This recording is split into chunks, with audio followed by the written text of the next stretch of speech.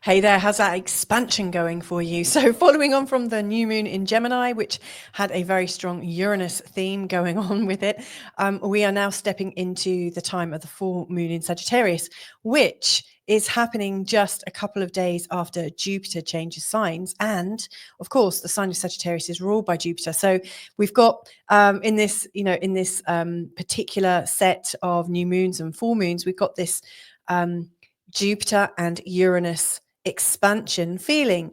Now, I wonder what you were doing around April the 21st last year when Jupiter and Uranus came together. You know, they set this really strong precedent for change, for innovation, for a sense of adventure, a need for sovereignty. I think between the new moon in Gemini and this very, I think, loud and active full moon in Sagittarius, I think some of the promise of that time back in April 2024 is coming forwards. So I guess the question right before I start even reading is, how sovereign are you feeling right now? Do you think your life is reflecting the sense of freedom and independence and that sense that you're living your life on your terms? Because that's what I think these moons are really kind of screaming out at us. So anyway, if you're new to this channel, hi, my name is Louisa Tanner-Munson, and this is Feel Good Astrology. And I guess, you know, feel good is a very sort of Jupiter thing and astrology is a very Uranus thing. So it's, you know, these are the two planets that I really, really identify with a lot in my practice. Yeah, and I think everything that we can do to use the astrology to feel freer and have a sense of possibility, that's what I'm about. So thanks for joining me here. And if you've come back, thank you once again. In fact, let's bring everything onto the screen right now. So what I'm going to be looking at in particular with this full moon in Sagittarius, I'm going to be looking at the aspects of this full moon and what they might mean, what they're encouraging us to do, if they're asking us to go a little bit further, a little bit deeper, you know, really what's coming up on our mind. I'll be looking at Sabian symbols for this full moon. So that'll be the Sabian symbol for the full moon and also the sun, because, you know, you can't have a full moon if the sun is not in opposition. So I'll be looking at the two meanings of those. Also having a look at the key named asteroids, or it might not be asteroids. It might be a trans-Neptunian object or a Centaur. In fact, I think we've got a TNO, trans-Neptunian object, and a Centaur in this, and also an asteroid. But really any key stuff that is kind of coming into the constellation this full moon, I'm going to be looking at it, be taking a real good look. And then any other stuff that comes up. You know, the way I work is really quite fluid and intuitive. So Lord only knows where this is going to lead. You know, I always do some slides to kind of guide me. But, you know, to be honest, it's quite normal for me to go off on a bit of a random and intuitive spiel. So anyway, let's see what's coming up. And just before I have a look, I just want to quickly say thank you to everybody that supports this channel. You're brilliant. I love you and thank you so much. But anyway, let's have a look. So the first thing we're looking at then is, you know, what does this particular new moon look like? Full moon look like? So, you know, we've got the full moon, you know, the moon is in sign of Sagittarius at 20 degrees, and you can see the sun is in Gemini at 20 degrees. You know, this is really reminding me of December last year. Because we had a real sort of sense of opposition between the two rulers of Gemini and also Sagittarius. So, you know, Gemini is ruled by Mercury and Sagittarius is ruled by Jupiter. And December last year, we had this really kind of topsy-turvy kind of energy going on with both of those, Mercury and Jupiter. See, I'm already going off on a tangent. You know, Jupiter has been in the sign of Gemini, which is his opposite sign. And, you know, in December last year, Mercury was in the sign of Sagittarius, both of them in opposition, and then they both went retrograde. That was really quite a frustrating time, especially if you're like a Gemini or a Sagittarius. I'm a Sagittarius, by the way. You know, it's a real kind of difficulty when they're in that sort of mutual reception, when they're in each other's signs. You know, there's definitely something going on. It's yeah, it brings up a whole set of new circumstances, you know. So both Gemini and Sagittarius have a lot to do with information and how we process information. You know, the sort of Gemini way is kind of rational, and it's also very much in the moment. The sign of Gemini, I always think of very much as a sort of butterfly energy, where they see something that glitters or they see something that's of interest and they go to get the nectar and then they are off to the next thing. They're known as being a jack of all trades. And Mercury, if you think of Mercury as the ruler, again, this isn't actually about the full moon, but it will tie back in. Mercury as the ruler of Gemini, he is not just about our communication, our behaviors, but he's a merchant.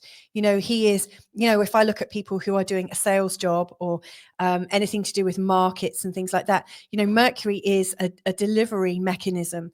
Mercury helps us move from A to B and to send parcels and mail, i.e., information and communication.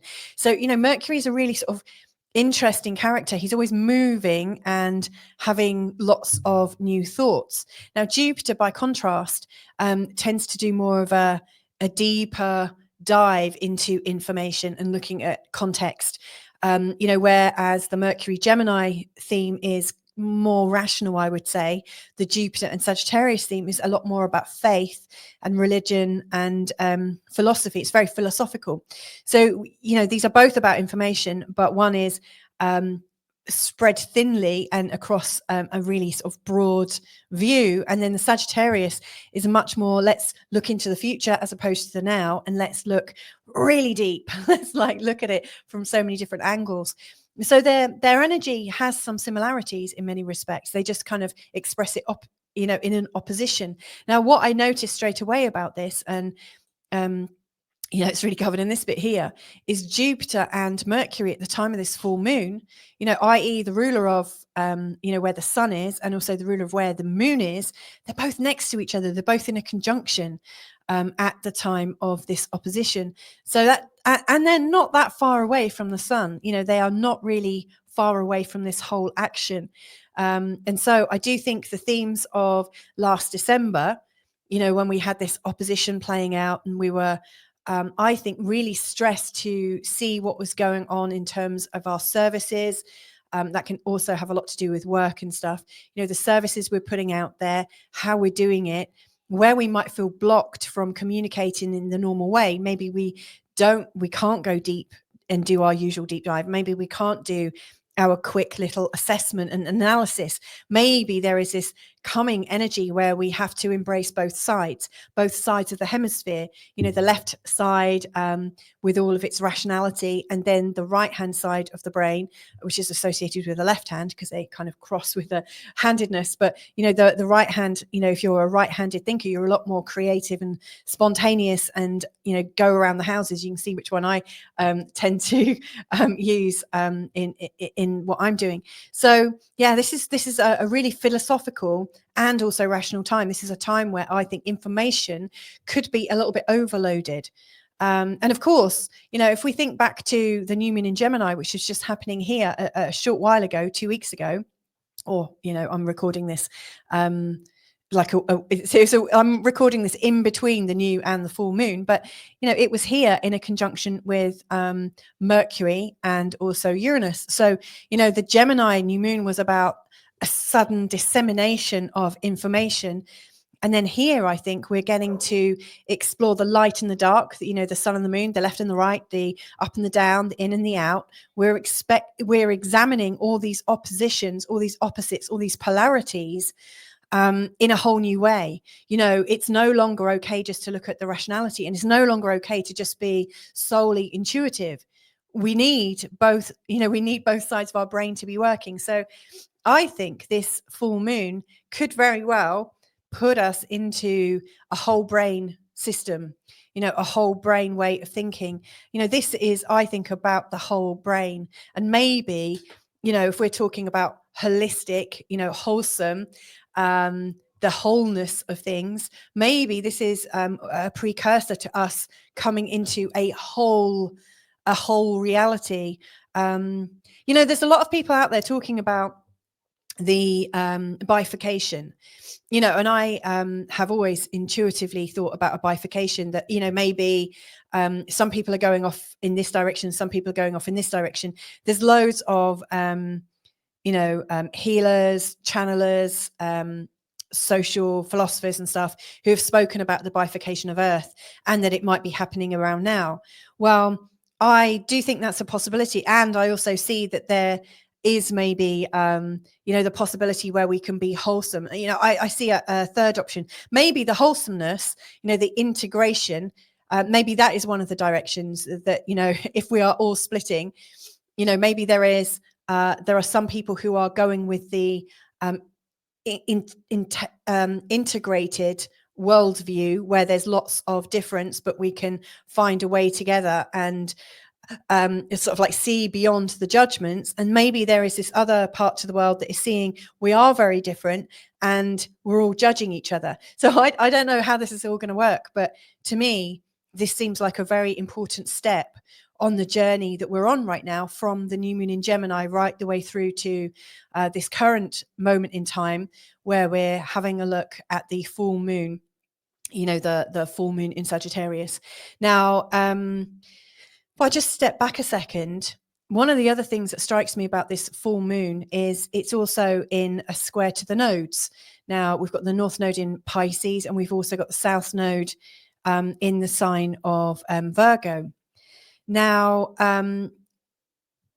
with these nodes, it's like the sun, which is about our expression, our personality, our ego, you could say, and then the psyche, the emotions, the spiritual side of us, or the soulful side of us. You could say adult and child, the imaginative side of us, the side that might get a little bit hurt, our inner child, you could say the moon. They're both caught between these two different timelines, possibly, like, one kind of fixed energy that is reminding us of the past lessons, where we've come from, how we've got to where we are, maybe what we've accomplished as well. And then there's this other promise, which is new, and it's quite probably different to what we are already understanding and knowing in our heart and soul. It represents something completely different. And so we've got the familiar on one side and the far out, the unfamiliar, a completely new path. And so, to me, it's like we've got this kind of grand square energy.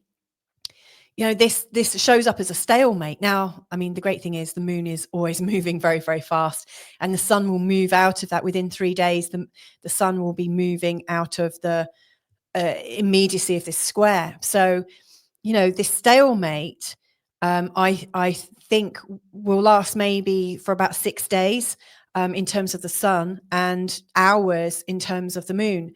So there is this like moment, I think, sort of captured in time with this full moon, whereby our emotions feel caught between the past and the future, the known and the unknown, and the same going on with the sun. Now, in terms of the moon, anything that's really sort of making a connection to the South Node, there's this theory about skipped steps, that when a planet is in between the two nodes, that one of those nodes is a resolution node, and the other one is, I guess, showing how you can get a change from things.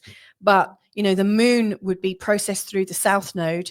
The moon is all about how we can maybe break away from our emotional past, maybe how we can understand our emotional past. And when we're emotional about things, we go down the same patterns. I think our emotions keep us trapped in these complete loops where we go round and round and round and round, because the feeling of our emotions, it's like our energy in emotion. It's our energy going around and around and around and around. And every time something new comes up, we do have the choice of seeing it differently. And yet our emotions, are already existing energy pattern in flow, is pulling us back to the past event. And of course, if you're judging everything from the past, you're going to assume that the same thing will happen in the future. But it may not happen. Every new moment is a new moment and a new opportunity for us to make a different choice. So I do see with this full moon in Sagittarius that one of the things that we might choose to be cautious about is where we are suddenly stirred into this very familiar pattern, really familiar pattern, so familiar, we've got really good at it. We're so rehearsed at it, we don't even realize it's a pattern because it just seems like it's us. Anywhere where you are absolutely allowing your emotions to run riot at the time of the full moon. Be cautious of it. If you can feel yourself coming into it, or if you look ahead at the 11th of June and you think, oh, I've got that meeting with my ex, or I've got my performance review, or something like that, where you might have an extreme emotion, you might choose to kind of duck out of it or sidestep it, or at least prep for it, prep your emotional state, or your actually not your emotional state. How can you be centered in that moment so that you don't have to follow that pattern? And of course, the sun is similarly caught between the past and the future.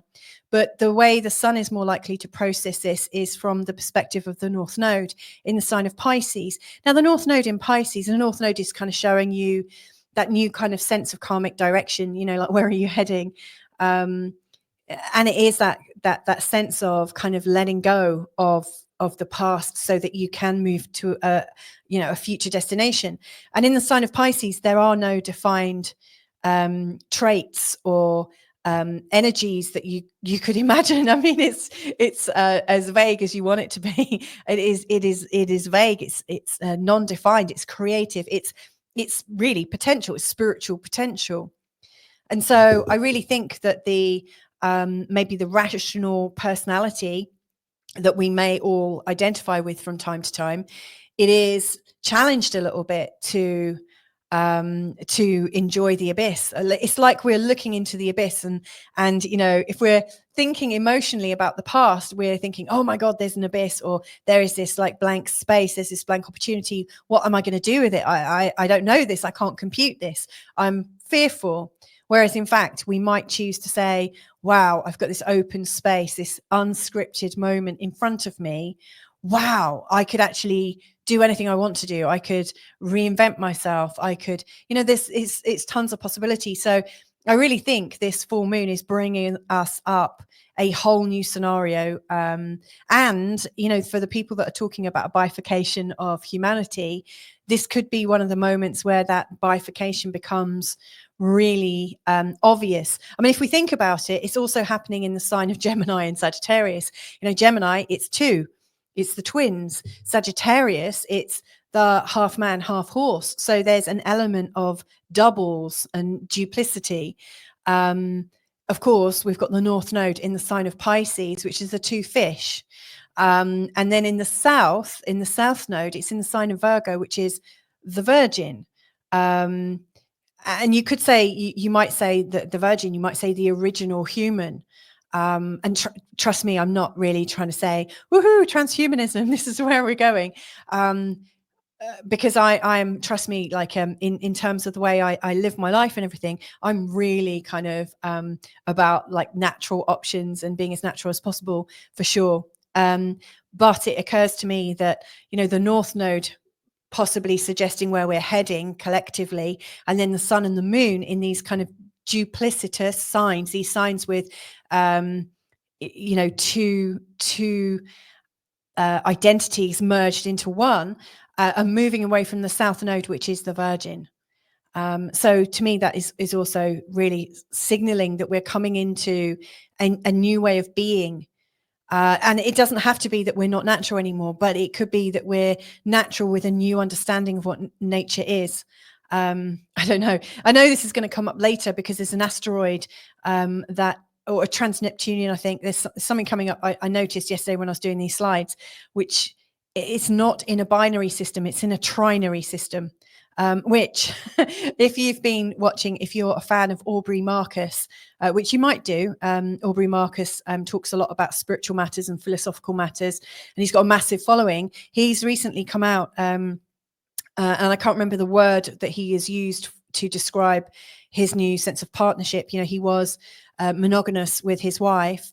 Now they have a third person in their marriage. They've got a whole new word for it. I can't remember what it was, but there's been an absolute inflation of people on YouTube talking about it and the sacredness of it and how it can work. So to me, there are lots of different discussions at the moment about the nature of family, the nature of humans, and the way we all exist together. So it's a huge subject.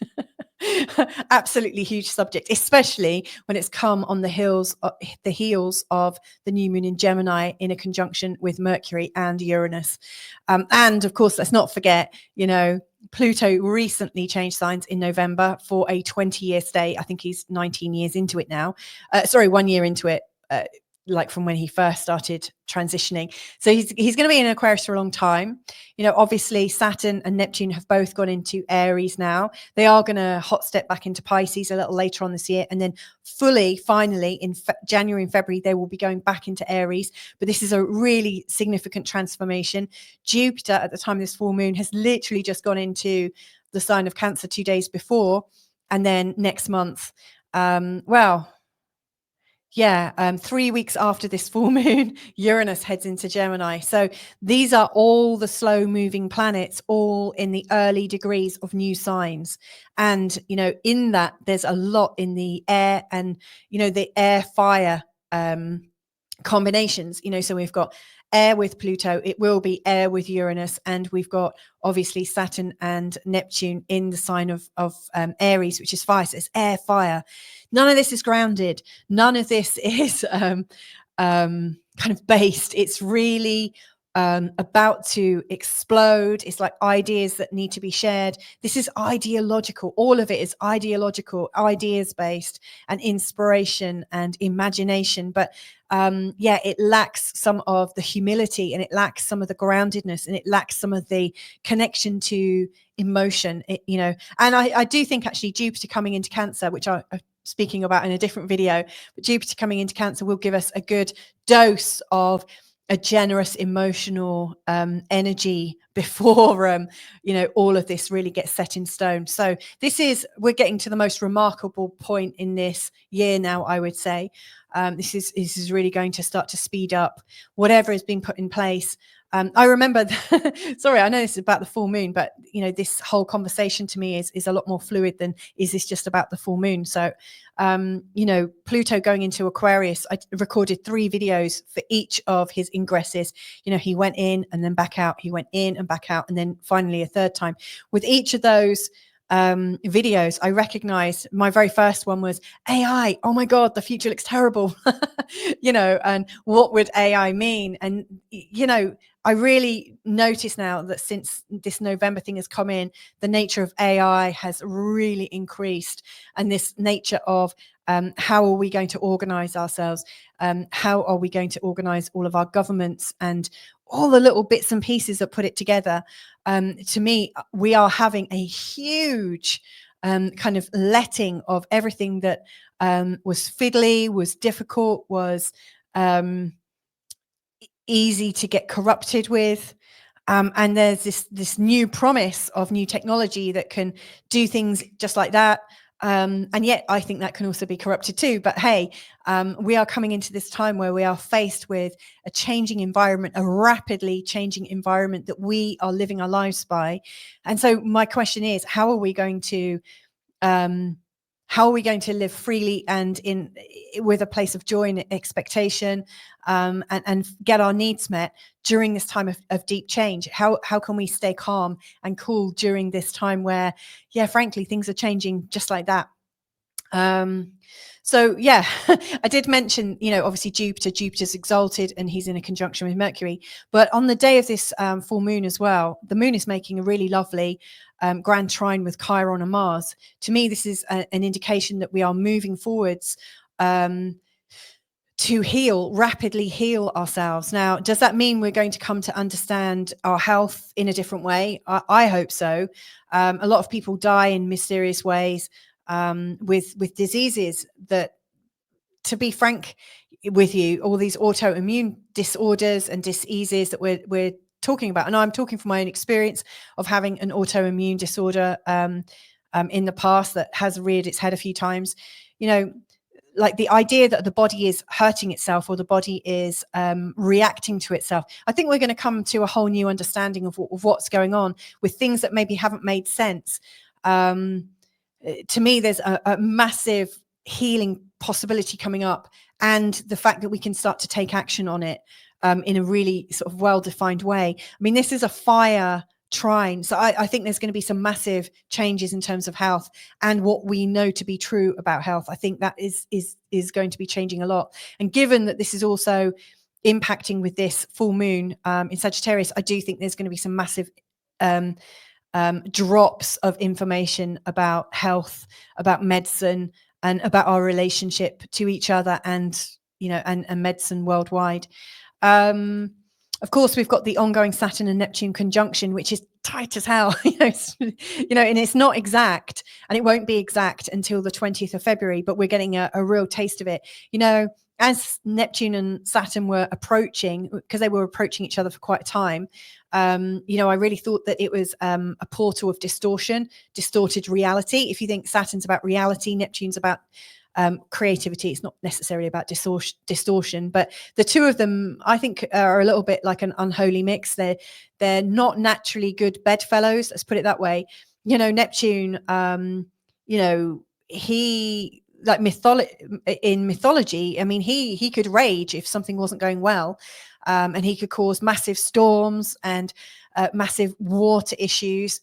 Neptune is creative. He gives us the opportunity to kind of break free of the chains of humanity and to connect with our sort of deepened sense of spirituality and oneness. But he can also deceive us. We can completely get lost in our ideologies. We can get completely lost in our identities.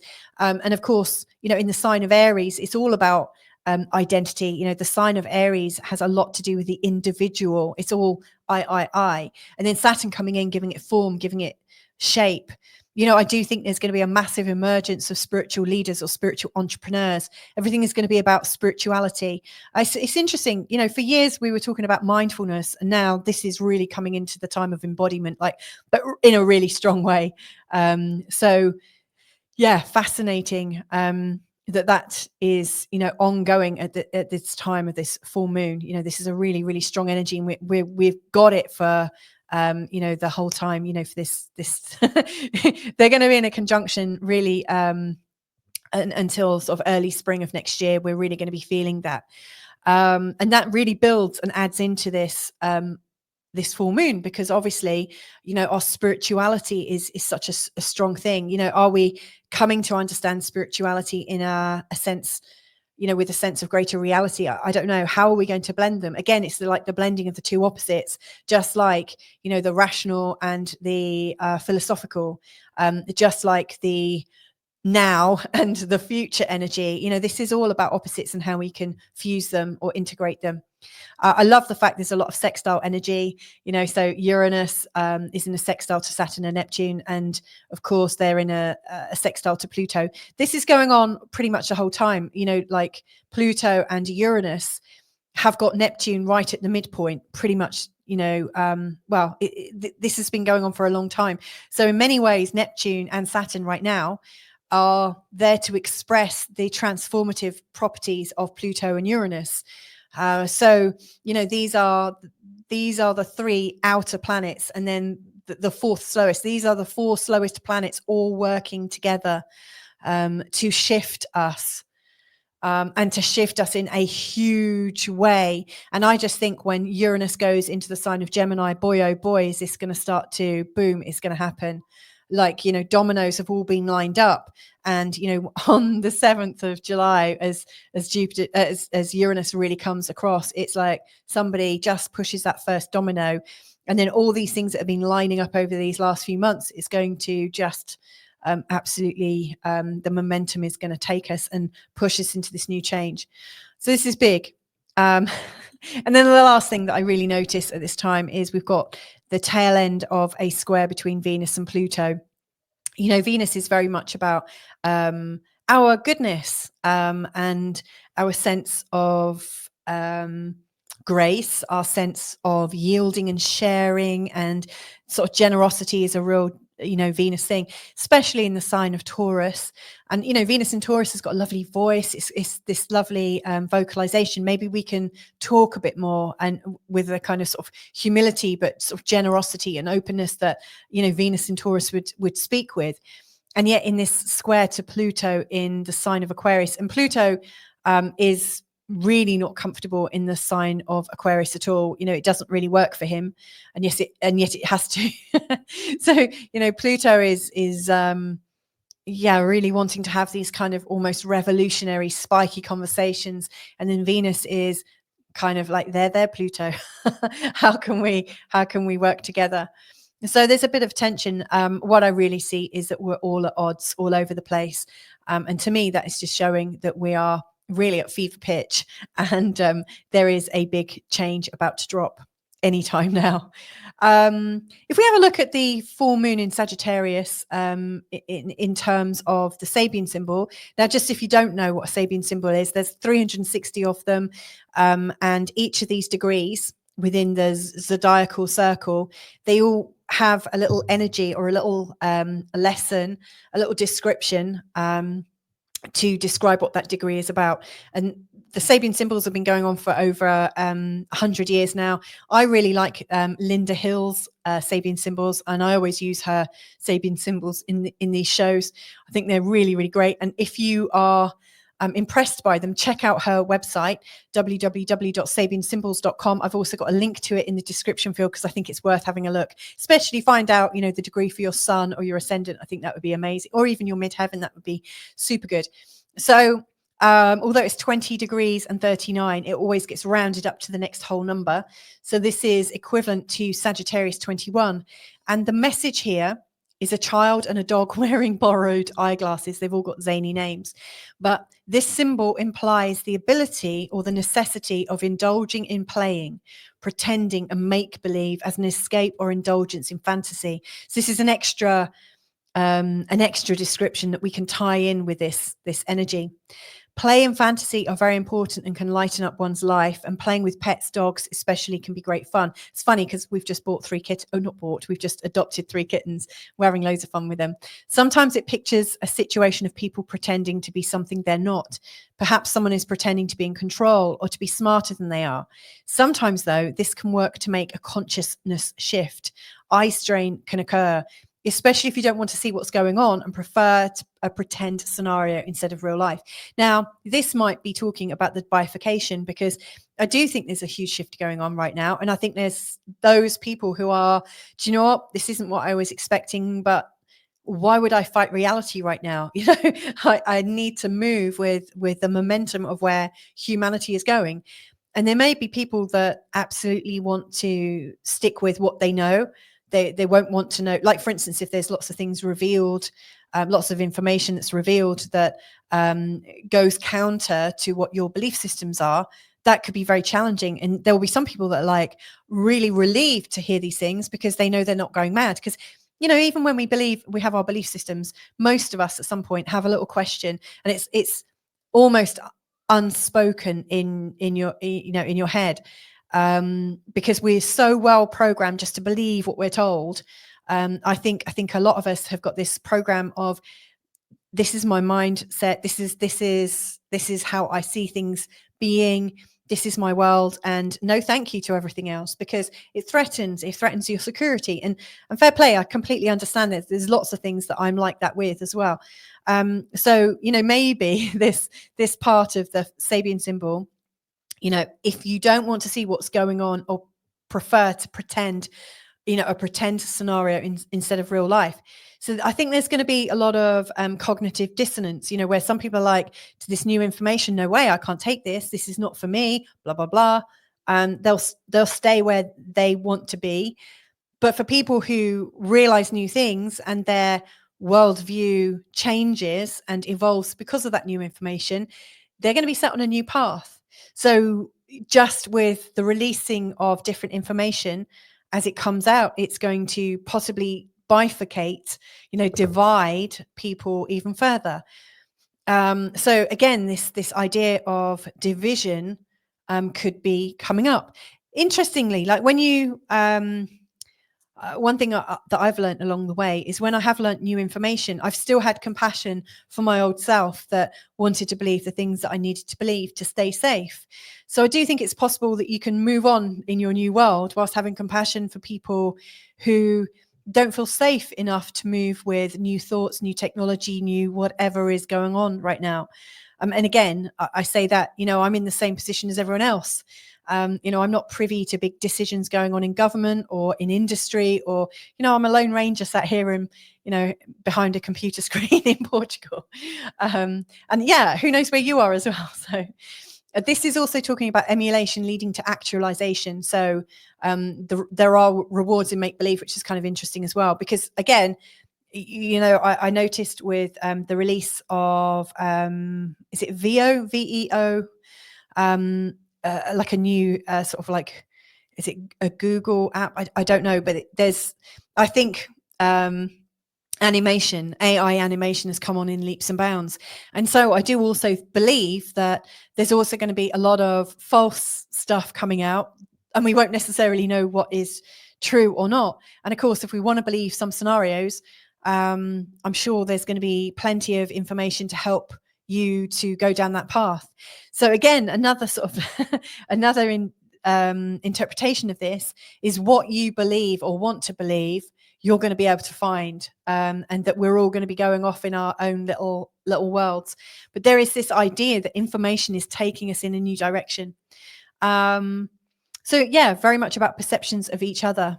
Now, if we have a look at the other Sabian symbol, that equates to Gemini 21. And this is quite a big one. And I think we're seeing some of this around the world right now. A tumultuous labor demonstration. So this symbol shows a need to periodically stand up when things aren't going well, or when there's a feeling of being taken advantage of. There are probably many others who are involved in or sympathetic to your situation. However, there may be a feeling of being alone and powerless. So it's important to find out what level of support you have. It seems there are injustices that need righting, and a spontaneous group reaction may be what has to be done to wake up those in charge. Be wary that your emotions don't take the better of you, and that you don't get into the habit of going off the rails in order to get what you want. So there's an interesting, me talking about the emotions and how they're getting you to go round and round and round in circles, could really feed into that. Pushing for change to stay to the status quo, feeling hard done by or taken advantage of, seeking a better share of profits, protest about having too much to do. In fact, I know I've been doing that. And tantrums too. So yeah, this again, when you look at these Sabian symbols, they're not always talking about tumultuous fighting or needing to stand up for rights. They're not always talking in these terms. So it's interesting that this particular one that matches the sun in Gemini in opposition to the new moon, the full moon, it's interesting. It's talking about this tumultuous labor demonstration. So again, it's worth before this time, anywhere where you feel like you're hard done by, anywhere where you're feeling that you're taking advantage of, how is it possible for you to work through your feelings so that when you do stand up for yourself, you don't get emotional about it? Because I think it's when you get emotional about things that your message isn't heard or received very well. So again, the choice is, it's not be emotional or be super rational. It's like, how can I be intelligent? And I think intelligence is a combination of these two. It's having facts and also understanding how they relate to real life and real situations. So this is asking you to be intelligent about where you feel hard done by and where you might want to protest, because if you're intelligent about it, you won't need a protest. You won't need to at all. There'll be another way, for sure. And extra stuff. So obviously I said I was going to have a look at the other bits that are coming in, and Altijira is one of them. I've put a little star against it because I came across this amazing blog called Almathea Coaching, written by Jenny Kellogg. Hello, Jenny. But Altijira is a trans-Neptunian object, and some really lovely information about this that I learned from Jenny's blog. So it's talking, some of the systems that we look at are binaries where you've got two objects orbiting each other, but this is a trinary, 3 celestial bodies orbiting each other. And it's described as a new kind of evolution to binary, dynamic living, losing access to the ways of being human, which I've already spoken about. That it might represent a lack of our ethnic understanding, and that there's a changing ethnosphere for humans. I mean, if you wanted to know more about it, I will put the link in the description below. But you can go to Almathea Coaching, which I would recommend. But I think if I get this correct, I look at a lot of stuff really quickly and try and put it together. With Altijira, I think is Altijira an Aborigine god? And when Altijira was being named, or the god was being named, maybe in the Aborigine mythology, I think the foreigners came in and got the wrong end of the stick and named it wrong, and this, that, and the other. So hence the idea that we're losing touch of the ethnic roots. We're losing touch of what it is to be human. In trying to translate situations, everything gets normalized. The uniqueness, the specialness of words. There are different words in every language, I think, that maybe don't have a direct translation. I think there's one in Portuguese called soldado, and nobody, none of the other languages can actually really fully describe it in the way that is understood by a Portuguese person. So there is a changing ethnosphere, but there's also a changing, or like we're losing access to what it means to be human. And again, like I said, with Aubrey Marcus and a lot of the people who've recorded videos, and they've all gone on critiquing Aubrey Marcus. Loads of people are sort of in reaction to Aubrey's new choices in terms of his love life, and his openness to talk about it publicly. To me, there are new ways of being in a family, and maybe Jupiter's going to show us that. Jupiter in Cancer. Like I said, this is in the Jupiter in Cancer video, but Jupiter in Cancer is very much about the expansion of the family and how we can feel good in a family, and it doesn't explode a family, but it explodes all situations. It expands situations within families, so other conversations can take place. But of course, this is the first time that Jupiter's gone into Cancer in our lifetime, when Saturn and Neptune have just been in Aries, and that Pluto's been in Aquarius. So this is a whole new opportunity for Jupiter in Cancer to express himself in the family in a whole new way. So I do think this is really real. And Altijira is in a conjunction with the Sun, and the Sun is working with the North Node. And to me, this full moon is saying, your protestations about what you're trying to emotionally hold on to from the past, it's not going to work. Humanity, whether you like it or not, whether you're invested in it or not, humanity is changing and evolving, and there are some whole new situations for us to consider. Now, another asteroid is Klotho, which is, and I may well have pronounced it wrong with my southeast accent from England. So it's asteroid 97. Now, Klotho was one of the three fates. There were three sisters who were determining somebody's life. So there's Klotho, Lachesis, who might also be pronounced Lachesis, not entirely sure, and also Atropos. And they were the three fates. So Klotho was the first one, and she was the spinner. She was spinning the thread. She was sort of spinning the thread and determining the kind of quality of life that somebody would have. And apparently when somebody was born, Klotho, Atropos, and Lachesis would go and observe the human and make some decisions about, so there'll be Klotho would be spinning the thread and deciding the kind of life this person was going to have. Lachesis would be determining the length of life that they would have. And then Atropos would be deciding how their life ends. So they are the three fates. And so Klotho, interestingly, is in a conjunction with the South Node. Now, in recent times, Klotho has also been named, or there was an aging suppressor gene, which was discovered, I think a protein that was discovered in the scientific world, and they called it Klotho. So that's interesting, that Klotho is to do with the potential destiny, the beginning of life, so like the real sort of birthing of life, and it's also an aging suppressor, which is also about youthening. We could say it's a youthening gene. So it's interesting that Klotho is about the birth potential, and it's about how we can stay young as opposed to getting old. So that's an interesting thread that's coming up. Interesting, I said thread, and it's in a conjunction with the South Node.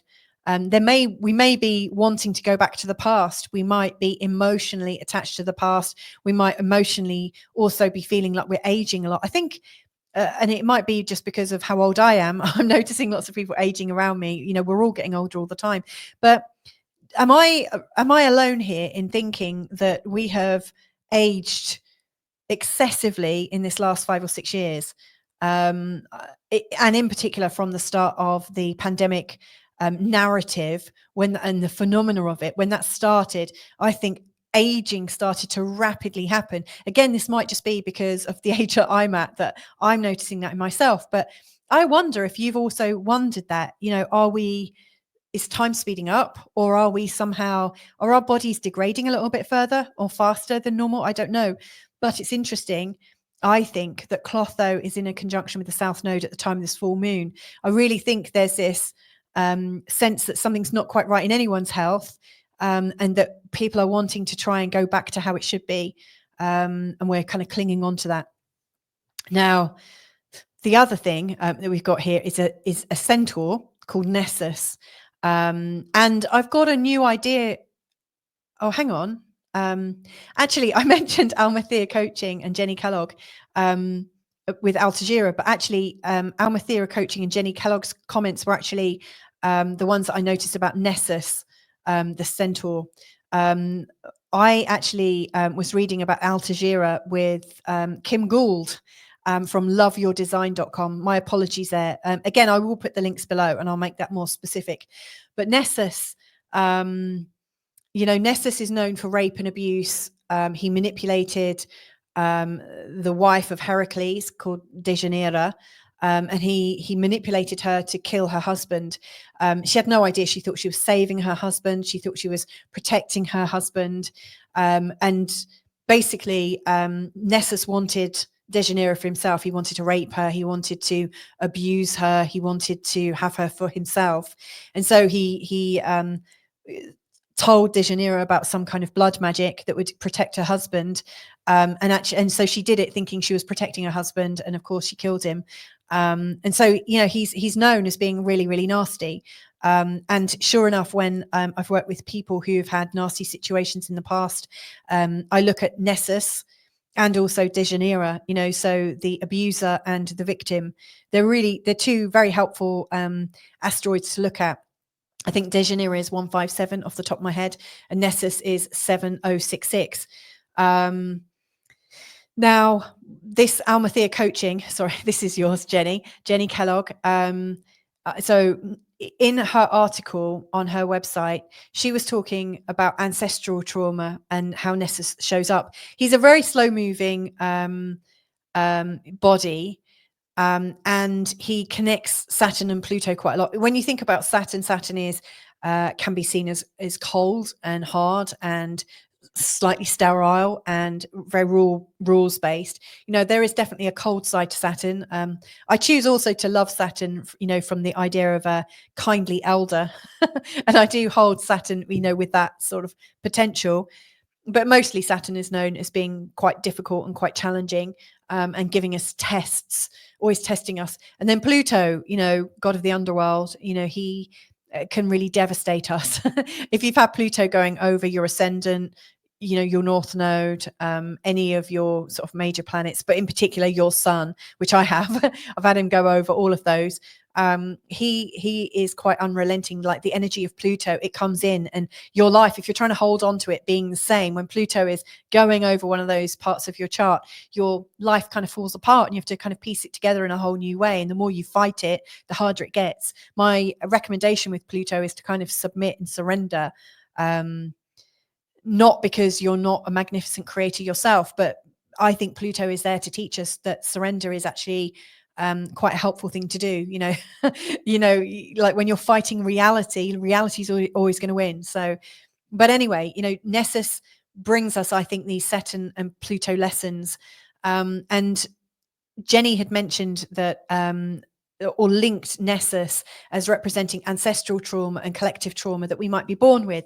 I don't know if you've followed any of Dr. Gabor Mate's work, but I remember watching one of his podcasts talking about how ancestral trauma gets passed down through the DNA. So people who've been abused or been in a nasty massacre, anyone that's escaped something really, really life-threatening and dreadful, the children are born with that sense of trauma, and it continues in the DNA. There is a memory, like a living memory of this ancestral trauma or collective trauma. And so, Nessus, I also see now that we're all part of this trauma, whether we've, whether anything terrible has happened to us or not. I think most of us have a feeling of abuse or have a feeling of trauma that's happened.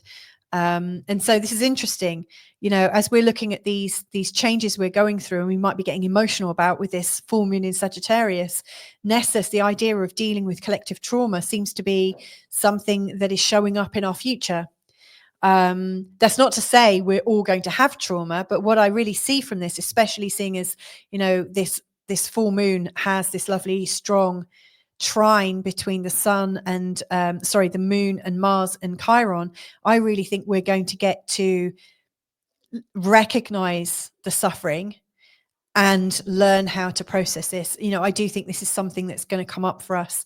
I don't think we need to go into trauma anymore. I actually think there's enough collective and ancestral trauma to last all of us a lifetime. So here's me being an optimistic Sagittarius, thinking we've got an opportunity to start processing it and start letting it go, start understanding it, breathing through it, and so on and so forth. So I do see this full moon as being a real turning point. It's definitely a turning point if you want to use it that way. So wrapping it up then, the sun is resolving through the North Node and also the connection to Nessus. And it's also working with the Altijira energy. To me, it feels like, there are changing roles for humans and a loss of our understanding of what it is to be humans. And also we are heading into a time where we need to understand the collective trauma. There is something going, like we're all aware of it. I'm sure no matter how you went through the COVID narrative, and I'm sure we all did it quite differently. Even if you followed the narrative or didn't follow the narrative, I'm sure we've all got similarities. We've all got similar stories going on, similar losses, similar experiences. And, we are being challenged, with these rowdy demonstrations, in terms of, actually, it's up here, isn't it? The Sabian Symbol is also quite rowdy. I think there is this danger that we could really get out of control around this time of the full moon. We might be saying, like, we might be campaigning for these changes. We might be campaigning for the acknowledgement of this. And yet the South Node in Sagittarius, in that resolving, the moon in Sagittarius and the resolving South Node, I think is really encouraging us out of the emotions. It's more, how can we be intelligent? How can we use this Jupiter Mercury energy? How can we see the rational, see the story and philosophy, but come into a midpoint? How can we integrate this? The South Node conjunct Klotho could be saying that our fates were already sealed years ago, and that what's really happening now is we're waking up to what has happened since, I don't know, since the First World War, or maybe since, years and years and years ago. Or it could be that our fates have been sealed since the 1990s or since the year 2000. I mean, there are lots of different points in this timeline whereby I think humanity has changed quite a bit. And I think there are these altered perceptions, in particular, with the position of the moon in the Sabian Symbol, to do with, are we pretending? Do we need to refocus? Do we need to take these glasses off? Are we prepared to see things as they really are? When you put it all together, there's a lot going on. And so to wrap up this full moon in Sagittarius, I mean, you might actually be feeling a little bit like, Whew, I need a fresh perspective. I'd like to talk this through. I'd like to get, I'd like to dig down a little bit deeper with my birth chart. Now, if that is something you'd like to do, then I've got 3 suggestions. And the first one is absolutely free and it's instant as well. So there's a husband and wife team, Eugene and Anna, and they've been creating a WhatsApp astrology service, and they are offering you 5 free questions. That's it, 5. So if you want to try that out, you can go to the links below and look for the link for Astronex. I'm going to put it right at the top of the description field just so you can find it easily. But you can literally go onto WhatsApp, use that link, and you can get your free 5 questions, which will help you to get some extra advice. And it'll be based on your time, place, and date of birth, which I think could be quite useful. And if you really like it and you want to invest in it a little bit and get some extra questions, then you also get a 25% discount, and the discount code will just be below. Another way would be to join my membership. I have hangouts every couple of weeks, and I look at the charts of the people who join us in the sessions. We talk about all sorts of different subjects. There's also extra forecasts for you for all signs of the zodiac, and loads of other extra goodies, including daily updates too. So you might find that helpful. It also gives you a discount if you were to buy a consultation with me. The other way is just to book a session with me, and all of my details are below. So you literally go there, decide when you want to meet me. You can find all the gaps in my diary and just book yourself in, and then we can meet up at your leisure. So they're my options, and I really hope this has been helpful. You might find it useful also to listen to the Jupiter and Cancer forecast, because I'm also going to be looking at that on a sign-by-sign basis. So if you know which house in your birth chart Jupiter's about to go into, then there's also a forecast there that might give a little bit more of a description about what's going on right now. But anyway, sending you loads of love wherever you are, and hope to catch up with you real soon. Bye for now.